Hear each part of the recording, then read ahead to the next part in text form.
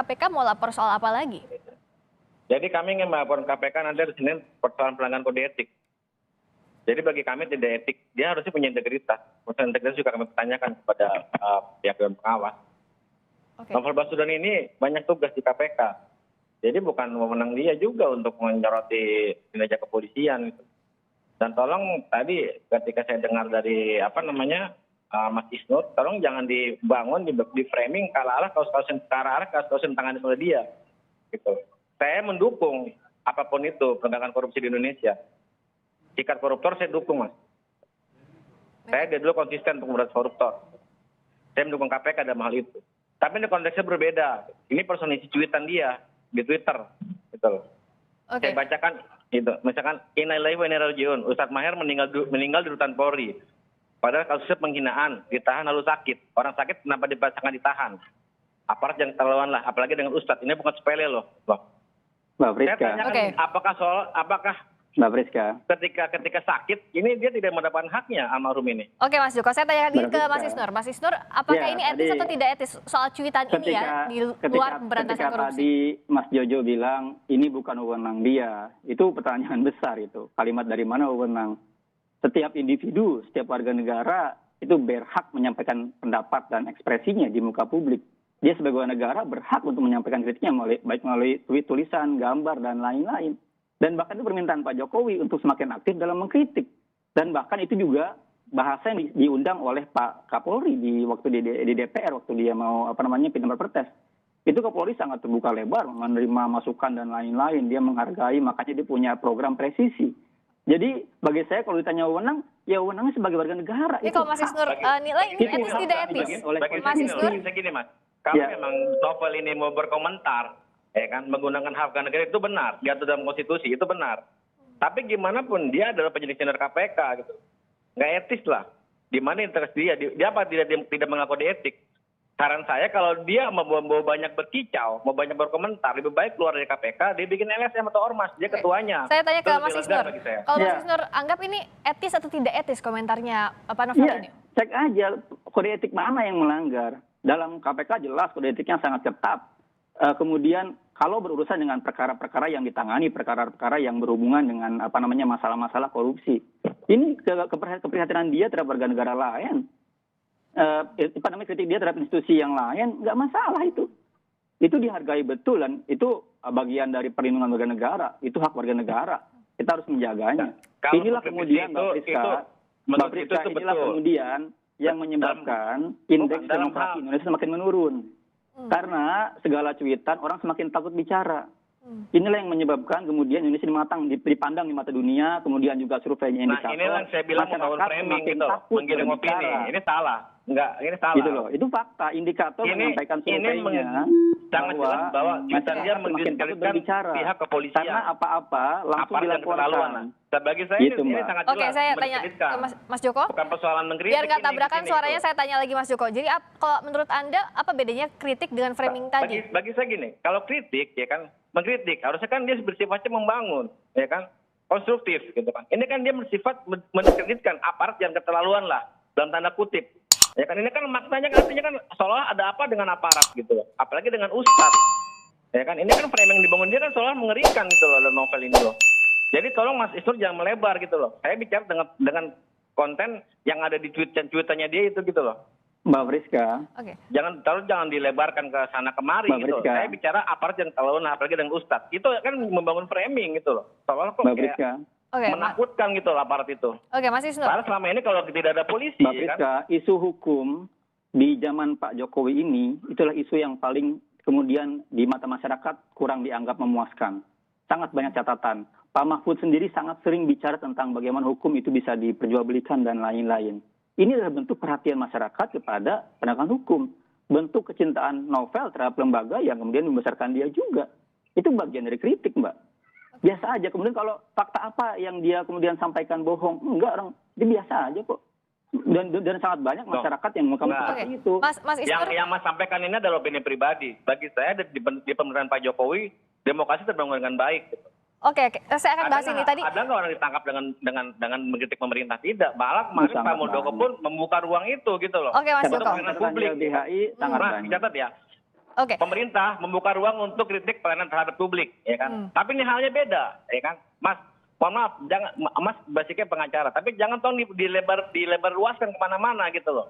Saya bicara hal ini kapasitasnya adalah isi konten ini loh, isi konten Twitternya dia. Saya tidak bicara persoalan demokrasi di Indonesia hari ini gitu loh, ya kan. Pemerintah saat ini jelas membuka ruang kritik, ya jelas, ya kan. Pak Muldoko pun bilang, ketika ada mengkritik pelayanan publik, saya jamin tidak akan ditangkap, itu jelas. Gitu. Tapi ini persoalannya, dia ini mendiskreditkan kepolisian gitu loh. Aparat yang keterlaluan lah. Tapi tidak Ustaz, ini yang saya persoalkan. Oke. Jadi tadi sama-sama Mas Joko sama Mas Isnur kan mengutip pernyataannya Pak Jokowi bahwa dibuka ruang kritik terhadap pelayanan publik. Tapi Mas Joko tidak menerjemahkan apa yang disampaikan Pak Novel ini sebagai kritik di ruang publik, tapi mendiskreditkan kepolisian, Mas Isnur. Mbak Priska, bahkan kepolisian sendiri, juru bicaranya mulai Kadif Humas dan lain-lain, saya mendengar beliau menghargai, beliau menerima masukan-masukan, menyikapi dengan baik gitu. Saya tidak melihat dari kepolisian misalnya Kadif Humasnya tersinggung dan lain-lain mempertanyakan Novel, ya kita akan klarifikasi, kita akan jelaskan bahwa ini penyakitnya dan lain sensitif dan lain, itu biasa aja responnya. Jadi bahkan saya melihat keterangan yang resmi dari kepolisian gitu. Itu mereka tidak tersinggung, mereka tidak mempermasalahkan. Oke. Dan itu saya hari ini bicara dalam kapasitas kami sebagai aktivis pemuda. Ya kan? Kami tidak bicara institusi Polri gitu. Ya kan? Itu silakan Mas tanyakan ke pihak institusi Polri. Yang kami persoalan di sini adalah kalau dia ingin mengkritik, kenapa di ruang terbuka, di ruang medsos? Ini bukan mengkritik loh, ini mendiskreditkan. Jelas mendiskreditkan aparat hukum lain, sangat tidak etis gitu loh bagi kami gitu kan. Oke. Jadi kalau Mas Joko melihatnya ini mendiskreditkan di ruang publik di media sosial, Mas Isnur menanggapinya seperti apa? Pertanyaannya Mbak Priska, kenapa mengkritik di sosial media? Karena sosial media ada media. Kenapa Pak Jokowi menyampaikan pesan melalui sosial media, melalui Twitter? Ya karena Pak Jokowi punya kesempatan itu. Biasa aja itu media, mau melalui koran. Ini soal cuitannya Mas Pak Novel. Konstitusi. Kalau ada bahasa aparat yang keterlaluan lah. Di mana kritiknya? Ini menyerang, ini mendiskreditkan. Di mana kritiknya gitu saya tanyakan. Mas ini kan pasti punya ahli lah, punya orang hukum gitu kan. Tolonglah jangan pura-pura tidak tahu. Oke, tahan dulu Mas Joko. Saya tanya ke Mas Isnur. Jadi ditanya bagian kritik di cuitannya, di cuitan yang tadi dibahas itu ya, di cuitannya Pak Novel itu bagian mana yang dikatakan ini mengkritik? Silakan Mas Isnur. Gimana mengkritiknya? Mas Joko dijawab dulu ya sama Mas Isnur ya. Sebentar gantian, Mas Isnur. Novel kan bertanya di sosial medianya, ini dalam keadaan sakit, dalam keadaan yang kemudian dia udah terbukti berapa kali sakit, dan bertanyakan kenapa masih ditahan juga. Dan kemudian dijawab oleh kepolisian. Itu jelas sudah ada komunikasi timbal balik. Dan itu komunikasi terbuka yang dalam tanda kutip dalam ruang demokrasi sangat dihargai. Berisik dalam demokrasi, berisik itu adalah sebuah kenormalan. Biasa aja. Gitu loh. Sudah baca belum isi tweetannya? Dia tanyakan orang sakit kenapa dipaksakan ditahan. Di bawahnya itu bukan pertanyaan, Mas. Aparat jangan keterlaluan lah. Ya, itu apalagi dengan Ustadz. Gitu kan. Oke, bentar Mas Joko. Jadi Mas Isnur bilang bahwa ada pihak kepolisian tidak keberatan. Sudah ada komunikasi kah atau sudah ada tanggapan langsung kah? Saya membaca di sosial media saya membaca berita ada tanggapan dan kepolisian menjawab pertanyaan masyarakat, karena yang mempertanyakan ini bukan hanya Novel ya, tapi masyarakat yang lain juga bertanya banyak gitu. Dan ada kan kemudian keluarga juga menjawab kan dan lain-lain. Itu pertanyaan hal yang wajar. Apalagi lembaga negara dalam proses kemudian melibatkan public figure, dipertanyakan proses hukumnya. Itulah yang disebut transparansi berkeadilan. Makanya kemudian tugas kepolisian, tugasnya adalah melakukan transparansi, menceritakan masalahnya. Selesai. Disitulah kemudian ada komunikasi publik. Nah, di situ. Oke, kalau Mas Isnur melihatnya sudah tidak ada masalah, pihak kepolisian sudah ada tanggapan? Ini Mbak Priska, ini sesuai dengan catatan-catatan kami yang lain. Jadi YLBH ini kan tiap hari menangani kasus pengaduan. Soal cuitan dulu sebentar, saya mau tanya dulu ke Mas Joko. Jadi tanggapannya tadi kalau kata Mas Isnur sebenarnya tidak ada masalah, atau pihak kepolisian juga sudah pernah jawab di ruang publik. Ini kenapa masih jadi masalah juga kalau dari sisi Mas Joko? Saya bukan menyoalkan persoalan Novel Baswedan sebagai KPK-nya, bukan. Yang kami persoalkan adalah dia harus menjaga integritas dia sebagai penyelenggara KPK. Ini dia mencuit loh, di bawahnya cuitan dia itu ada clipping berita. Jelas polisi sudah mengklarifikasi, kok dia mencuit lagi di atas.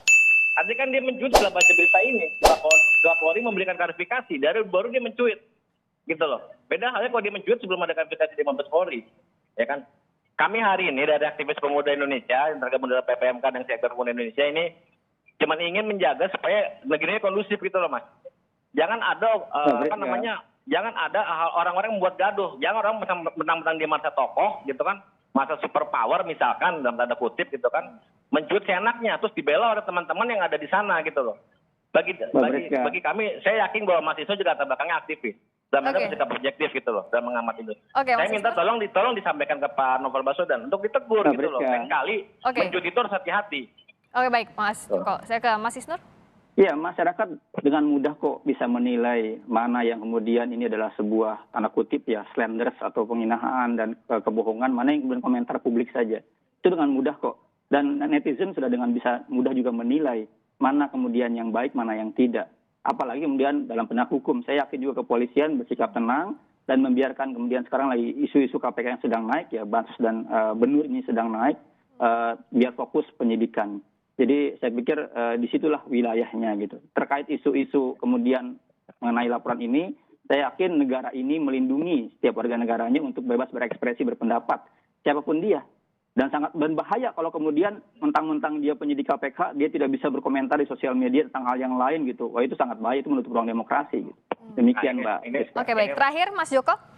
Enggak, Mas Yusuf ini coba membangun framing gitu loh. Oke, jadi kalau dari Mas Joko apa terakhir? Itu sangat membangun framing, Mas. Dalam kacamata kami sebagai itu membangun framing gitu. Membangun play victim soalnya nih. Oke.